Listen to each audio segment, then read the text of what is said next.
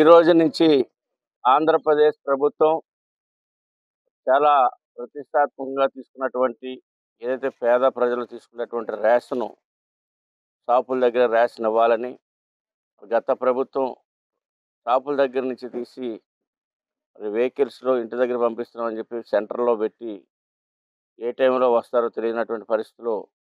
Ration తీసుకోక ration పక్కదారి పెట్టేటువంటి పరిస్థితి ఉండటం వల్ల దాని మీద పెద్ద మాఫియా తయారవటం ఇవన్నీ కూడా ఈ సంవత్సర కాలంలో పూర్తిగా అధ్యయనం చేసి ప్రభుత్వం కూటమి ప్రభుత్వం చంద్రబాబు నాయుడు గారు పవన్ కళ్యాణ్ గారు మోడీ గారి సారథ్యంలో నడుస్తున్నటువంటి ప్రభుత్వం అదేవిధంగా సివిల్ సప్లై శాఖ మార్చులైనటువంటి నాదెండ్ల మనోహర్ గారు పర్యవేక్షణలో యొక్క అవినీతికి దారితీస్తూ ఉంది. ఏదైతే పేద ప్రజల కోసం కేంద్ర ప్రభుత్వం రాష్ట్ర ప్రభుత్వం దాదాపు 43 రూపాయలు పెట్టి ఒక కేజీ ఖరీదు చేసి పేద ప్రజలకి 2 రూపాయలకి ఇస్తున్నప్పుడు దాన్ని దళారులు 10 రూపాయలకి 12 రూపాయలకి దోచుకొని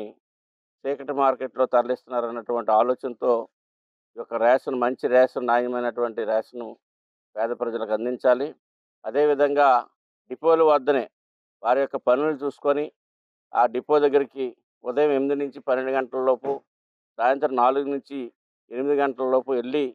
వారికి వెసులుబాటు ఉన్నటువంటి సమయంలో దగ్గరలో ఉన్నటువంటి రేషన్ షాప్కి వెళ్ళి వారికి సంబంధించినటువంటి రేషన్ అయితే తీసుకోవాలని రేషన్ పంచదార ఇతర ఇంకా నిత్యావసర వస్తువులు కూడా ఈ యొక్క రేషన్ డీలర్ ద్వారా ఇవ్వాలన్నటువంటి ఆలోచన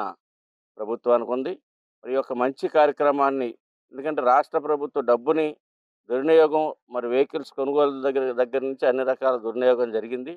అందుకని ఈ రోజున ఒక మంచి కార్యక్రమాన్ని ఏదైతే మొదటి నుంచి ఉన్నటువంటి ఒక సిస్టాన్ని తీసుకొచ్చి ఎక్కడా కూడా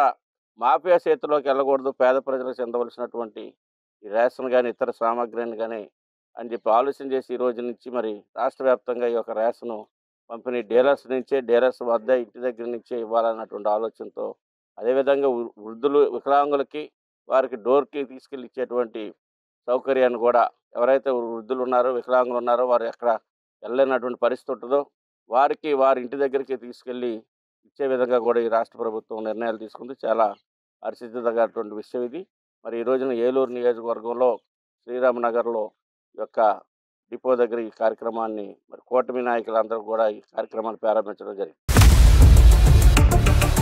ఇండియా పాకిస్తాన్ తాజా అప్డేట్స్ కోసం డౌన్లోడ్ చేసుకోండి RTV లైవ్ యాప్.